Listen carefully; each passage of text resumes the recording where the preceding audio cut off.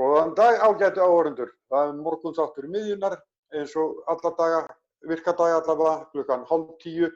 Gestur minn í dag er Jóhann Hauksson, blaða- og fréttamaður, margreyndur, býr núna á Jótlandi og við ætlum að ræða aðeins saman muninn á fjölmiðlum á Íslandi og í Danmörku, viðbrögð stjórnvalda út af kórónuveirunni hér og þar og svo auðvitað aðeins íslensk fréttamál. En ég ætla aðeins að byrja að segja það að nýlega var deilt það hvort Hagatorg væri hringtorg eða hvort það væri bara vegur sem lægi hring, eða gata sem lægi hring réttara sagt. Núna er deilt það hvort að launalækkun sé launalækkun eða ekki launalækkun. Hjúkrunarfræðingar lækkuðu launum í mánaðamótin 10.000. 10.000. Bjarni Benediktsson segir, þetta er ekki launalækkun, þrátt fyrir að launin lækki. Bjarni fullyrðir líka að engin fjármálaráðherra, ekki tíð nokkurs fjármálaráðherra, hafi laun hjúkrunarfræðinga hækkað eins mikið eins og þann tíma sem hann hefur verið fjármálaráðherra. Við skulum gá að því að það eru mörg ár síðan hjúkrunarfræðingar samþykktu samninga. Síðast var settur lög á það og gerðardómur og núna erum við búin að vera með lausa samninga 1 ár. Ég held að Bjarni sé aðeins að renna til þarna svellin. Hann minnir mig svolítið á Trump. Ég er mestur það að hann hafi hækkað laun hjúkrunarfræðinga meira en allir aðrir. Þetta er að koma í ljós, því sem að félag hjúkrunarfræðinga á eftir að reikna þetta. En svo er það annað, sem er enn verra heldur en einhverjar svona hártoganir. Það er það að Bjarni Benediktsson ætlar að fara að opna ríkissjóð til að hleypa þangað inn fyrirtækjum. Hann er að tala beinar greiðslur úr ríkissjóði til fyrirtækja og þá náttúrulega valina fyrirtækja. Þetta er heimalærdómur Bjarna Benediktssonar. Hann er alinn upp í þessu viðskiptaumhverfi og núna þegar herðir að fyrirtækjunum og nægir peningar til í ríkissjóði, okkar sjóði sem við höfum myndað, að þá ætlar hann að seilast þangað og úthluta þar peningum til valina fyrirtækja eða hleypa völdum forstjórum í sjóðin. Þetta er alveg ótrúleg staða og ég fæ ekki séð að til þess Vinstri græn muni lifa það af að vera með ríkisstjórn í sínu nafni sem opnar ríkissjóð fyrir fyrirtækjum í landinu og náttúrulega helst þeim stærstu. Bjarni sagði á Alþingi í gær orðrétt og ég tel að við munum áður en langt líður þurfa að taka afstöðu til þess hversu langt við værum mögulega tilbúin að ganga í beinum styrkjum til fyrirtækja til að þau missi ekki leiguhúsnæði, tapa ekki starfsmönnum og svo framvegis. Þetta er alveg ótrúleg yfirlýsing frá fjármálaráðherra ríkisins. Og á miðjunni birti ég stutta grein eftir Ragnar Runundarsson sem sagði eitthvað í þá veru að þessu verðum við að mótmæla. Þessu verðum við að mótmæla. Þetta er alveg ótrúleg staða. En ég er búinn að segja nóg í bili. Rétt handan við hornið er gestur þáttarins Jóhann Hauksson, blaða- og fréttamaður sem býr á Jótlandi.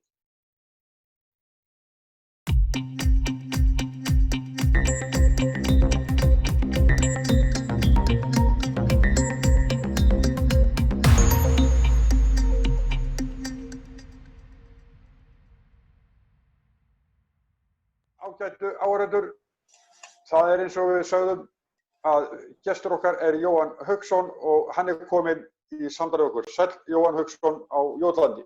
Já, sæll ertu, blessaður. Blessaður. Hvar ertu nákvæmlega? Byrjum á því.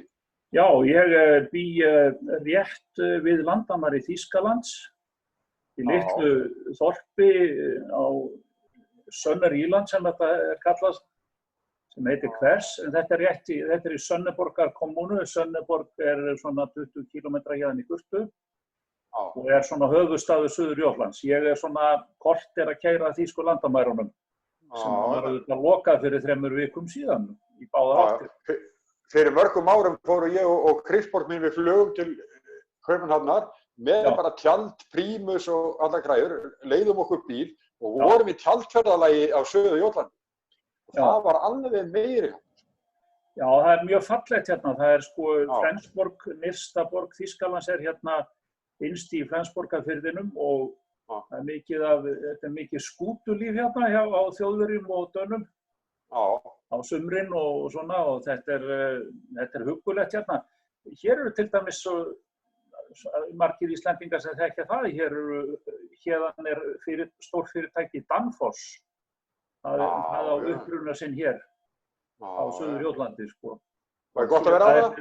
Það með verksmiðjur hérna og anlegg, eins og maður segir á dansku. Hvernig að búa þarna? Já, það auðvitað mjög þægilegt að búa hérna. Það hægt að fá hér ódýrt húsnæði, sérstaklega ef maður fer út fyrir þéttbýlið, þá hægt að fá, og við keyptum okkur dálítið stórt hús, svona. Já, ég sé myndir af því, já.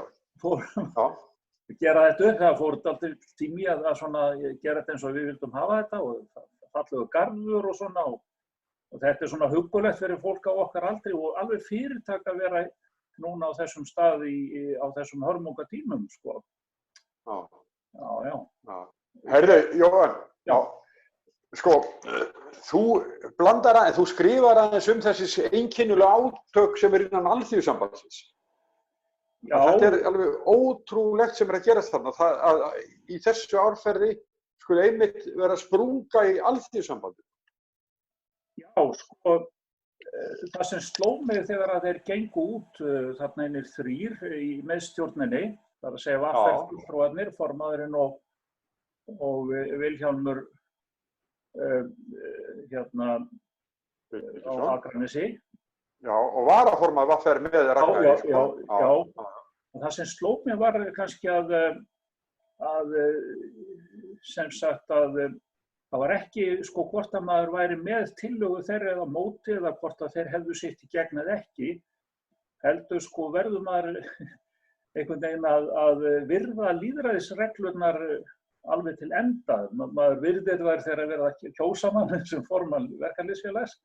Og svo þegar maður kemur inn á miðstjórnarfund og verður undir með tillögu þá vegna þess að það er bara þannig að það orkar allt tvímælis á gert er, sko. Við vitum ekki, það eru alveg til gild rök fyrir því að það eigi ekkert að hrófla við lífeyrissparnaði og sjónarmið Eflingar eru alveg fullgilt. Ég ætla í sjálfu sér ekki að dæma það. Ég fannst bara einhvern veginn þetta vera pínulítið svona vottur einhverja menningu, svona smákóngamenningu á Íslandi sem að passar eitthvað mjög illa núna. Og yfirleitt kannski. Það er eins og eins og menn hafi snöggreiðst. Já. Skjölt á eftir sér. Já. Og svo bara hurðin lokuð eða vilja koma inn aftur, sko. Já. Það er þannig líka. Já, öllum til tjóns, sko, öllum til tjóns. Nefnilega vegna þess að ég held að sé mjög hyggilegt að hugsa, sko, í glímunni við atvinnurekendur og stjórnvöld og þvíumlíkt, þá ætti nú verkalýðshreyfingin, sko, það stíga varlega til jarðar, hugsa sinn gang svolítið og það ætti auðvitað atvinnurekendur að gera líka á allir. Þannig að við vitum ekkert alla hluti og þetta er allt svo nýtt og við vitum að samfélög okkar þau einkennast af átökum gæði. Við verðum að gefa okkur það fyrirfram. Að þetta er alltaf endanum átökin gæði. Og þess vegna hvort að tillögur til dæmis Vilhjálms eða þeirra sem höfðu betur í miðstjórn ASÍ hvað er best að gera. Þetta er ekki tilefni til að hlaupa út, sko. Nei, en þetta er eitthvað sem að fólk á eftir að vinna úr í þessu einkennilega árferði sem er. Já, nefnilega. En Jóhann, núna finnst mér reyndar, sko, alveg stórmerkilegt það sem Bjarni Benediktsson sagði á þinginu í gær og ég var að lesa hérna áður en vorum í sambandi við þig. Þegar hann er raunverulega að segja að hann telja við munum áður en langt líður þurfa að taka afstöðu til þess hversu langt við værum mögulega tilbúin að gangi beinum styrkjum til fyrirtækja. Sko, hann er að tala um það að opna ríkissjóð bara með beinum framlögum til fyrirtækja. Þetta er alveg ótrúlegt eitthvað og ólíkt bara því sem við höfum þekkt. Já, Sigurjón, sko, á endanum þá snýst þetta allt fólk. Og þetta er einmitt, það er mjög gott að vísa hérna til smá deilu eða ekki deilu en sko hagfræðingar hér í Danmörku þeir eru ekki alveg sammála þessa hluti en það hafa komið fram tillögur til dæmis að leggja mikið fé og tökum nú eftir því að skattfé kemur alltaf úr buddum almennings aðalega. Ég get bara bent það á það að tekjuskatt að sko kannski eru opinberir starfsmenn 30% af öllum mannafla á Íslandi, eins og mjög víða annars staðar, 30% skulum við segja, þeir hafa löngum verið að borga 50% takt eftir af öllum tekjuskatti í landinu. Af því að það allar tekjur þeirra skattlagðar. Einyrkjar og fyrirtæki og aðrir þeir eru að hafa með endalausa smugur til þess að fara í kringum þessa hluti og taka tekjurnar inn sem arð og fá lægri skatthlutfall og svo framvegis. En látum þetta nú allt vera. Menn fóru að takast á það hér eða að velta þessu fyrir sig hvort að sé vitglóra í því að leggja mikið fé núna í að gera hraðbrautir. Það þarf að laga hraðbrautina frá svona cirka miðju Jótland upp til norðu Jótlands og það þarf að byggja gríðarlega stóra brýr því við vitið sko Danmörk eru 100 eyjar og pluss Jótland sko. Og því líkt. En hagfræðingarnir segja, nei, það miklu skynsamlegra að rétta fólki pening. Fólki, ekki fyrirtækjum, fólki. Já, fólki. Það miklu skynsamlegra vegna þess að svona framkvæmdir þær byrja ekki að hreyfa hagkerfið upp á við aftur fyrir eftir langan tíma. En sko neyslufé sem að fjölskyldurnar eru með í höndunum, það gefur innspýtingu sko strax í fingrásina og eykur eftirspurnina vegna þess að COVID-veiran veldur eftirspurnakreppu. Mikið rétt. Og þetta voru hagfræðingarnir að segja sem að ég var svona að lesa í blöðunum í morgun, hérna í Danmörku.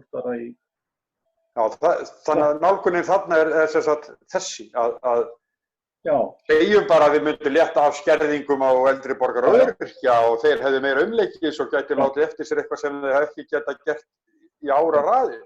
Við getum litið á annað og reynt að skoða eina aðgerð í tillögum eða ráðstöfunum íslenskra stjórnvalda og maður eftir því að þegar fyrstu tillögurnar komu fram þá var meiningin að láta hvert mannsbarn á Íslandi eða hvern yfir 18 ára 5.000 kall til þess að ferðast Ísland. Já. Það pínulítið í þessum anda, þrátt fyrir allt. Ef maður lítur á það með fullri sanngirni. Ég skal nefna þér hérna eitt dæmi. Yfirvöld í Berlín, þau hafa ákveðið að rétta öllum listamönnum í borginni með aðsetur og búsetu í Berlín sem svarar 650.000 krónum íslenskum inn á beintin og reikning. Ég held að sko yfirvöld í Berlín viti mæta vel að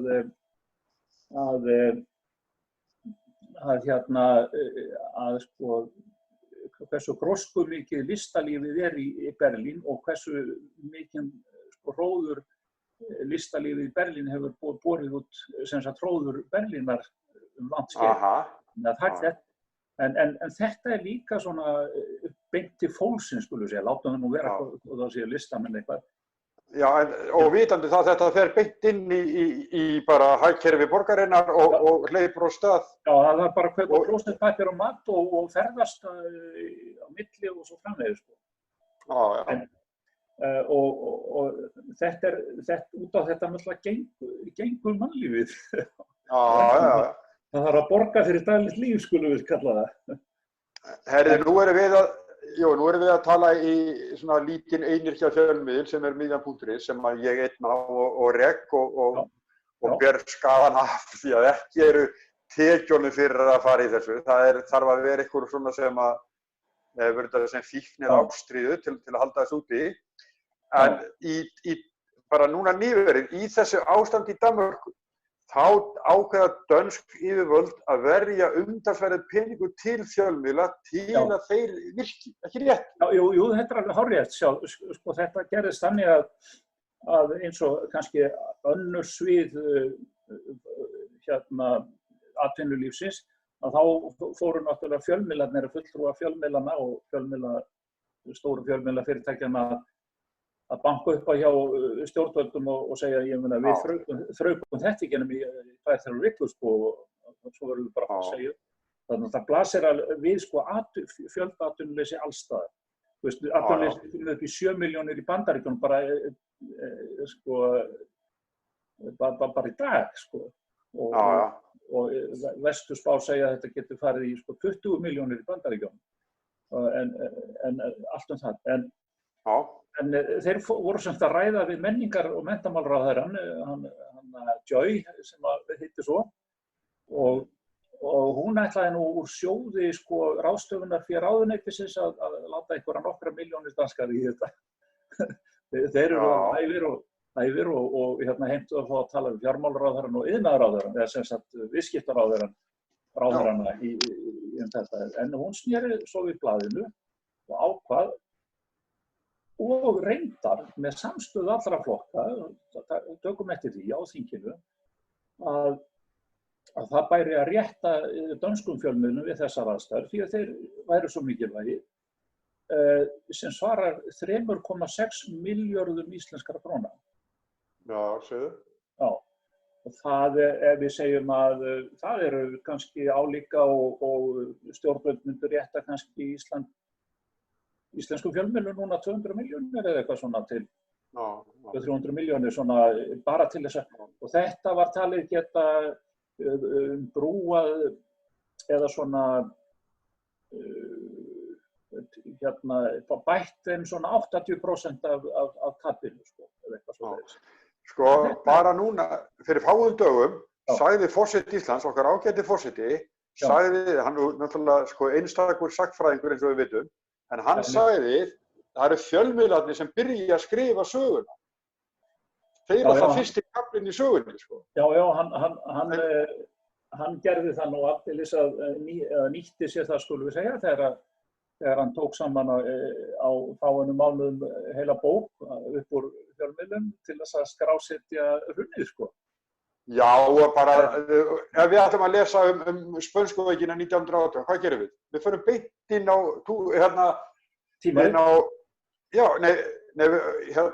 tímarit.is, förum beint á gæði. Til dæmis, já. Er það ekki? Og lesum, við byrjum þar. Alltaf þegar við leita ykkur í fortíðinni, þá förum við alltaf þangað. Við förum alltaf að lesa gamla fjölmiðla. Ekki rétt? Jú, einmitt. Mér langar til að nefna eitt, svolítið hugleikinn túrismin eða sem sagt ferðamannaþjónustan. Sko, þannig að Ísland náttúrulega mesta ferðamannaland Norðurlandana. Sennilega og Danir næstir þar á eftir. En samt sem áður eru, sko, erlendir túristar eða erlendir ferðamenn fyrir hvern íslenskan íbúa, kannski 3 sinnum fleiri en í Danmörku, því að þetta svo margir per haus á Íslandi, erlendir túristar.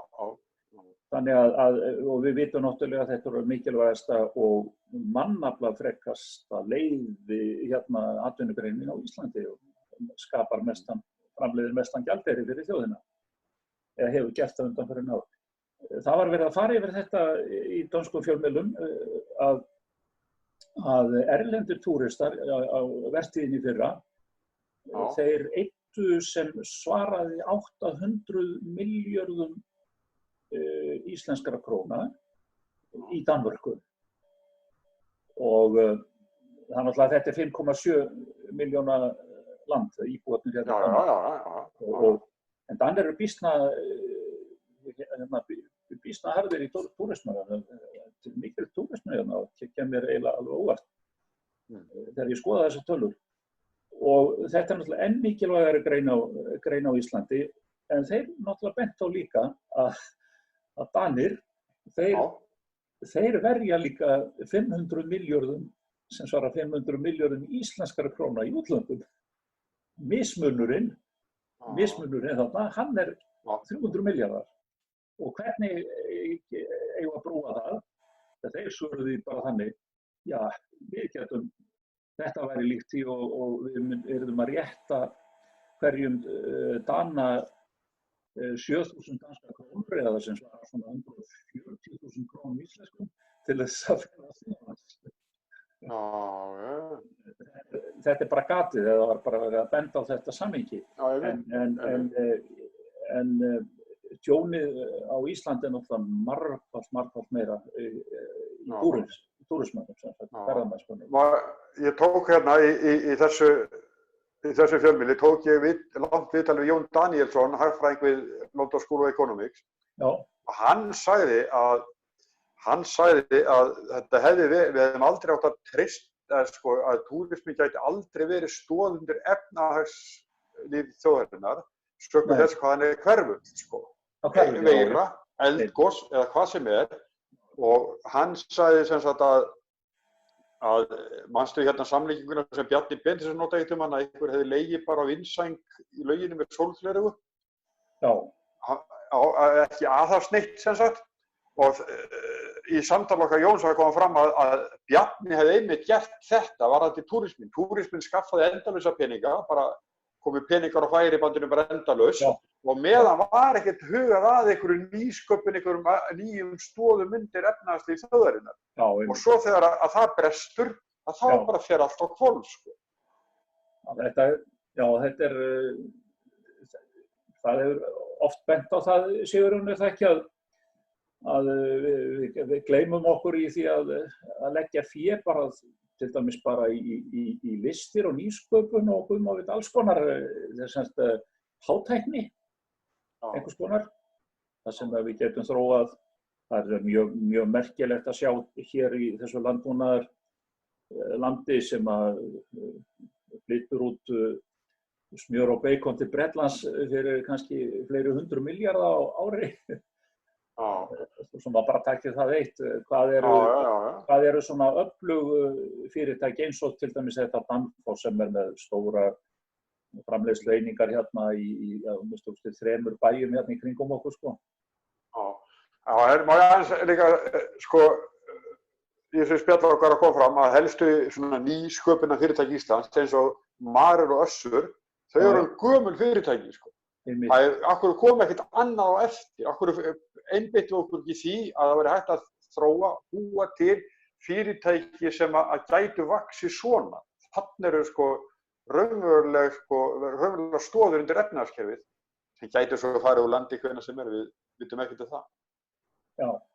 Hvernig þetta hjá ykkur? Hvernig ertu í útgöngubanni, ertu í sóttkví, hvað það? Það fólk má koma saman, þó ekki margir. Heimildin til þess að, það heimild til þess að skerða frelsi fólks enn frekar. Dönsk stjórnvöld eru búin að afla sér heimildar til þess að lokatakt eftir Stórabeltisbrúnni, sem einhvers stærsta mannvirki sem maður fer yfir, umferðarmannvirki, en sker þá í sundur Jótland og Fjón frá höfuðborgarsvæðinu og Sjálandi, það Kaupmannahöfn. En það nú ekki meiningin að nota þetta ennþá, þessa heimild, en fólk hefur mjög hægt sig. Slagorðið allstaðar eins og upp á Íslandi bara stay home eða vertu heima. Og það er það sem við gerum. Og það mætti kannski nefna þetta sem við vorum að tala með hjúkrunarfræðingana. Og því þú varst að tala Bjarna Ben þarna í upphafi að laun opinberra starfsmanna allra eða kerfisins sem að allir treysta á núna þegar að fólk verður óöruggt, það byggist allt á skattfé. Og það eru náttúrulega sterk pólitísk öfl sem að leið og þau koma af stað sem að heimta það að skatta séu lækkaðir. Ekki síst af þeim ríku. Nei. Þakka þér endilega mikið vel fyrir það, Jóhann. Þakka þér. Og þar með líkur þætti okkar. Við sem sagt verðum hér aftur á mánudaginn á sama tíma, sæla sinni.